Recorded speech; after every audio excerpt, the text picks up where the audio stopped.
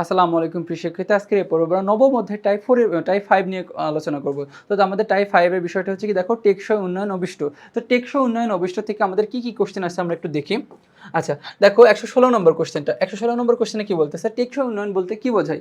আমরা বলতেছি যে টেকসই উন্নয়ন বলতে যে নির্দিষ্ট খাতভিত্তিক উন্নয়ন নাকি আমদানি ও রপ্তানি মুখী উন্নয়ন নাকি সামগ্রিক উন্নয়নের কাঠামোবদ্ধ পরিকল্পনা নাকি অর্থনৈতিক উন্নয়নের কাঠামোবদ্ধ পরিকল্পনা। তো আমরা জানি যে টেকসই উন্নয়ন বলতে বোঝায় যে সামগ্রিক উন্নয়নের কাঠামোবদ্ধ পরিকল্পনা। আচ্ছা, এরপরে ১১৭ নম্বর কোশ্চেনটা যে কি করলে উন্নয়নে অংশীদারিত্ব প্রতিষ্ঠিত হয়। এখন দেখো কি করলে উন্নয়নে অংশীদারিত্ব কি হয় প্রতিষ্ঠিত হয়। বলতেছে দায়িত্ব কর্তব্য পালন করলে নাকি সুফল ভোগ করলে নাকি সমাজ ত্যাগ করলে নাকি সামষ্টিক চিন্তা করলে। তো আমরা জানি মূলত দেখো যে যে দায়িত্ব পালন করলে কি বললাম যে দায়িত্ব পালন করলে অংশীদারিত্ব কি প্রতিষ্ঠিত হয়।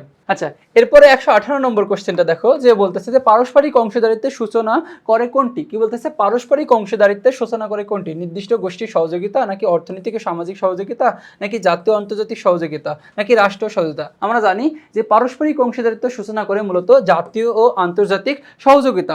আচ্ছা, এরপরে ১১৯ নম্বর কোশ্চেনটা দেখো যে বলতেছে একজন কৃষক তার ফসল উৎপাদনে পরিমিত সার ও কীটনাশক ব্যবহার করেন, আবার তার ক্ষেতের চাষপাশে বৃক্ষরোপণ করেন। এই কৃষক কি বলতেছে দেখো এই কৃষক টেকসই উন্নয়নের ভূমিকা রাখছেন উন্নয়নের অংশীদার হওয়ার মাধ্যমে নাকি নিজ দায়িত্ব পালন করার মাধ্যমে নাকি সামষ্টিক উন্নয়নের কাজ করে। তো মূলত দেখো এই কৃষক প্রত্যেকটা কাজ করছে এখানে উন্নয়নের অংশীদারিত্ব হওয়ার মাধ্যমে, নিজ দায়িত্ব পালনের মাধ্যমে এবং কি সামষ্টিক উন্নয়নে কাজ করছে।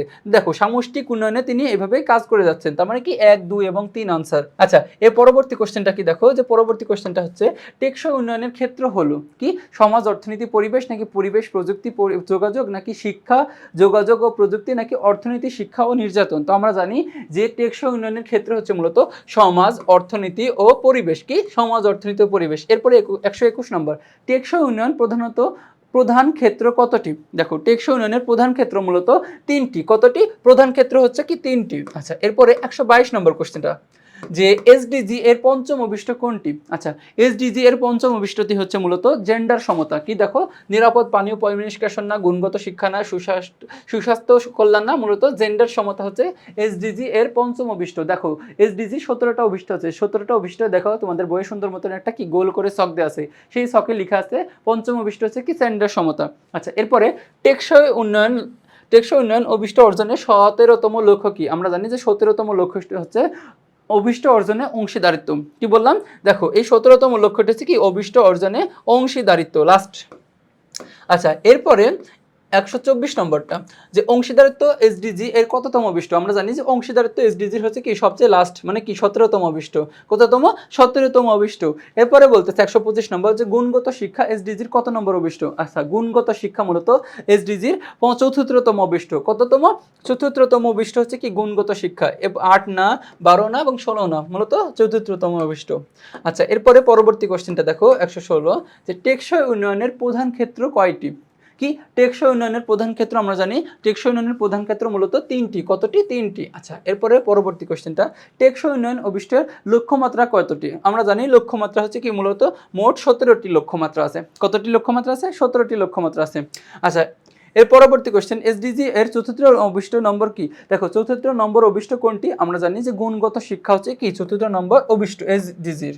আচ্ছা, উদ্দীপকটি পড়ে পরবর্তী দুটি প্রশ্নের উত্তর দিতে বলতেছে। দেখো যে দারিদ্র্য বিলোপ, গুণগত শিক্ষা, সাশ্রয়ী ও দূষণমুক্ত জ্বালানি, অসমতা হ্রাস। বলতেছে কোন নির্দেশিত বিষয়টি ঘোষণা করেছে কোন সংস্থা। আচ্ছা, এটা কোন সংস্থা ঘোষণা করেছে। আমরা জানি যে এসডিজি মূলত ঘোষণা করেছে জাতিসংঘ। কি আমাদের জাতিসংঘ ঘোষণা করেছে। আচ্ছা, এখানে দেখো কি দেওয়া আছে অপশনে ইউএনডিপি, ইউনিসেফ, ইউএন নাকি ইউনেস্কো। তো ইউনাইটেড নেশন মানে কি আমাদের জাতিসংঘ বোঝাতেছে এখানে, ঠিক আছে। তারপরে ১২০ নম্বর মানে কি জাতিসংঘ বোঝাইছে। আচ্ছা, ১২০ নম্বর যে উক্ত বিষয়টি অর্জনে আমাদের করণীয় হলো কি উন্নয়ন কার্যক্রমে অংশগ্রহণ করা নাকি পরিবেশের জন্য ক্ষতিকর দ্রব্য বর্জন করা নাকি অগ্রাধিকার ভিত্তিতে কার্যক্রম বাস্তবায়ন করা। তো মূলত এখানে কি তিনটাই। দেখো যে উক্ত বিষয়টি অর্জনে আমাদের করণীয় করতে হবে কি উন্নয়ন কার্যক্রমে অংশগ্রহণ করতে হবে, পরিবেশের জন্য ক্ষতিকর দ্রব্য বর্জন করতে হবে এবং অগ্রাধিকার ভিত্তিতে কার্যক্রম বাস্তবায়ন করতে হবে। মূলত কি ১, ২ এবং ৩। আচ্ছা, পরবর্তী দেখো ১২১ নম্বর কোশ্চেনটা যে এসডিজি বাস্তবায়নে একটি প্রধান বিবেচ্য বিষয় কি কি বলতেছে? এসডিজি বাস্তবায়নে একটি প্রধান বিবেচ্য বিষয় অংশীদারিত্বের গুরুত্ব, বৃক্ষরোপণ করা নাকি প্রাকৃতিক ভারসাম্য বজায় রাখা নাকি নবায়নযোগ্য শক্তি সংরক্ষণ করা। এসডিজি বাস্তবায়নে একটি প্রধান বিবেচ্য বিষয়, তো আমরা জানি যে অংশীদারিত্বের গুরুত্ব কি, অংশীদারিত্বের গুরুত্ব হচ্ছে কি একটি প্রধান বিবেচ্য বিষয়। এরপরে পরবর্তী কোশ্চেন 122, বাংলাদেশের ক্ষেত্রে টেকসই উন্নয়নের কোন একটি বিশেষ দিক কি? বলতেছে টেকসই উন্নয়নে বাংলাদেশের কি উন্নয়নের একটি বিশেষ দিক হচ্ছে কি সরকারি পদক্ষেপ নাকি সার্বিক ক্ষমতা অর্জন নাকি বৈশ্বিক অংশীদারিত্ব উৎসাহিতকরণ নাকি পারস্পরিক সহযোগিতা বৃদ্ধি। তো আমরা জানি যে বাংলাদেশের ক্ষেত্রে টেকসই উন্নয়নের সবচেয়ে কি সার্বিক ক্ষমতা অর্জন, ঠিক আছে। আচ্ছা, এরপরে 123 নম্বর কোশ্চেন, যে টেকসই উন্নয়নের একটি প্রধান অভিষ্ট কি, একটা প্রধান অভিষ্ট হচ্ছে কি?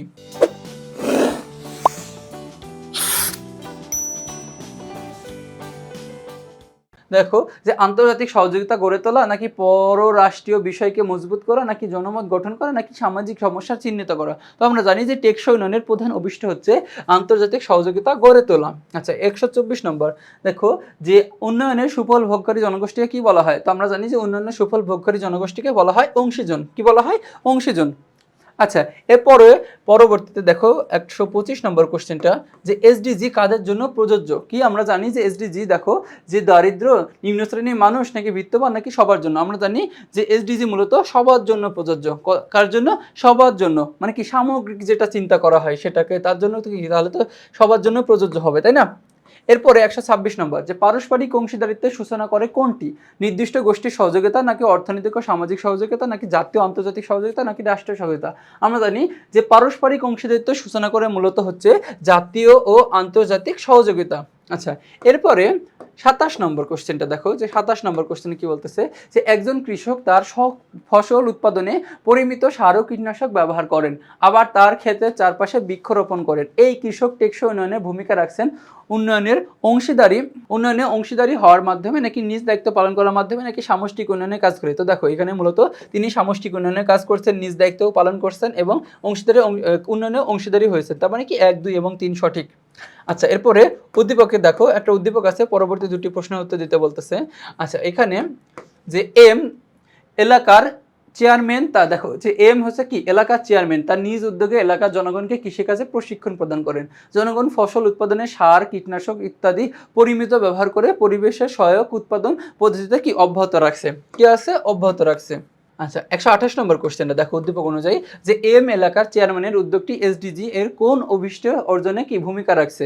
এখানে মূলত এটা যে এসডিজি দেখো যে অংশীদারিত্ব অর্জনে, কি অংশীদারিত্ব, আমরা কি উন্নয়নের সুফল ভোগকারী জনগোষ্ঠীকে অংশীদারিত্ব বলতেছি, ঠিক আছে, যারা ভোগ করে। এখন যে অংশীদারিত্ব আমাদের সকলের উচিত, তাই না?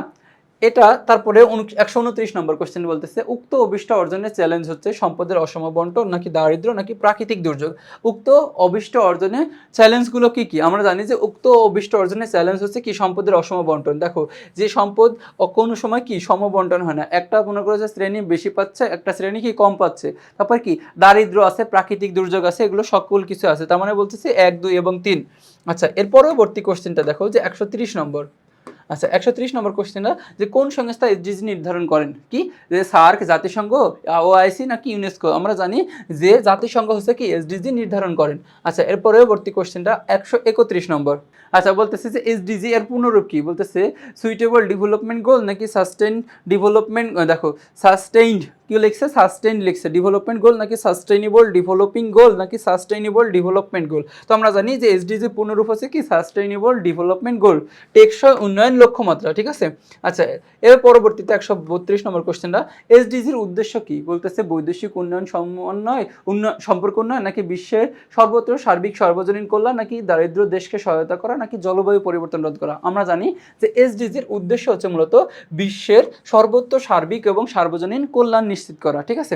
এরপরে 133 নম্বর কোশ্চেন, 133 নম্বর বলতেছে যে এসডিজির চ্যালেঞ্জ মোকাবেলায় উল্লেখযোগ্য করণীয় কোনটি? কি উল্লেখযোগ্য করণীয় কোনটি? প্রচুর বিনিয়োগ, বৈদেশিক ঋণ বলতেছে ঋণ গ্রহণ, কারিগরি শিক্ষার প্রসার নাকি সম্পদের ন্যায্য প্রাপ্তি, কি না সম্পদের ন্যায্য প্রাপ্তি। তো আমরা জানি যে এসডিজি চ্যালেঞ্জ মোকাবেলায় উল্লেখযোগ্য করণীয় কোনটি হচ্ছে, সেটা হচ্ছে যে সম্পদের ন্যায্য প্রাপ্তি। আচ্ছা, এরপরে 134 নম্বর, যে এসডিজি অর্জনে সবচেয়ে বড় বাধা কোনটি?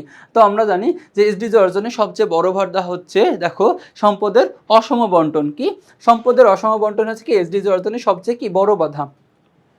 আচ্ছা, এর পরবর্তী কোশ্চেনটা দেখো যে 135 নম্বর কোশ্চেনটা কি বলতেছে 135 নম্বরে, যে টেকসই উন্নয়নের সবচেয়ে বড় বাধা কোনটি?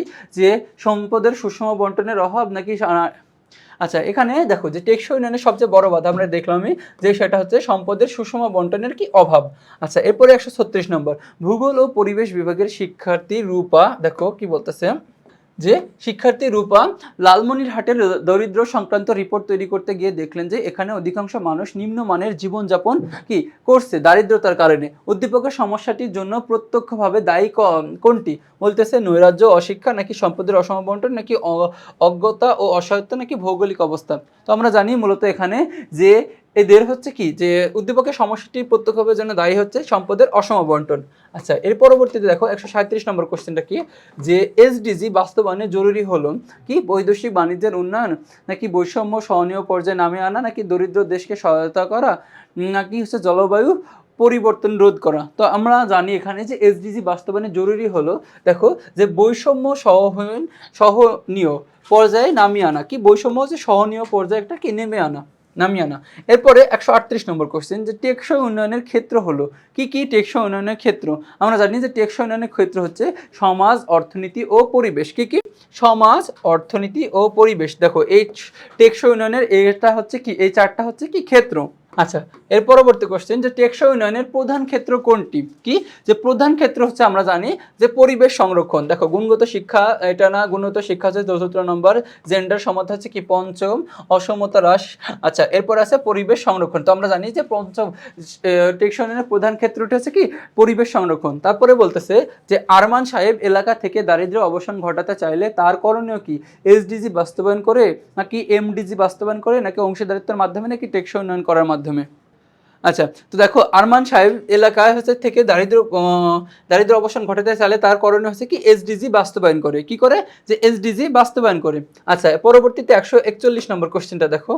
আচ্ছা দেখো এবার 141 নম্বরটা কি বলতেছে, যে বাংলাদেশে এসডিজি বাস্তবায়িত হলে কি হবে? যে জেন্ডার সমতা বিধান, যে জেন্ডার সমতা বিধান হবে। দেখো জেন্ডার সমতার কথা বলা হয়েছে 5ম নম্বর অভিষ্টতে, কি জেন্ডার সমতার কথা বলা হচ্ছে। পরে বলতেছে যে প্রাকৃতিক দুর্যোগ প্রশমন হবে, মানে কি প্রাকৃতিক দুর্যোগ কমে যাবে এবং বিশ্বের অন্যান্য দেশের সাথে অংশীদারিত্ব বাড়বে। তাহলে কি বিশ্বের অন্য দেশের সাথে আমরা জানি অংশীদারিত্ব বাড়বে, তার মানে কি এখানে 1, 2 এবং 3 তিনটাই সঠিক। দেখো 1, 2 এবং কি 3টাই সঠিক। এরপরে দেখো লাস্ট কোশ্চেন 142 নম্বর, যে টেকসই উন্নয়নের পথে সবচেয়ে বড় চ্যালেঞ্জ হলো কি অসম বন্টন, বৈষম্য বৃদ্ধি নাকি নিরক্ষরতার প্রভাব। তো দেখো আমরা জানি যে টেকসই উন্নয়নের পথে সবচেয়ে বড় চ্যালেঞ্জ হচ্ছে এই অসম বন্টন ও বৈষম্য বৃদ্ধি। কি অসম বন্টন আর বৈষম্য বৃদ্ধি আছে কি কতে? দেখো 1 এবং 2। তো দেখো এরই মাধ্যমে আমরা কি যে এই অধ্যায়ের সকল এমসিকিউ শেষ করলাম। তো পরবর্তী তোমাদের সাথে আবার দেখা হবে। আসসালামু আলাইকুম।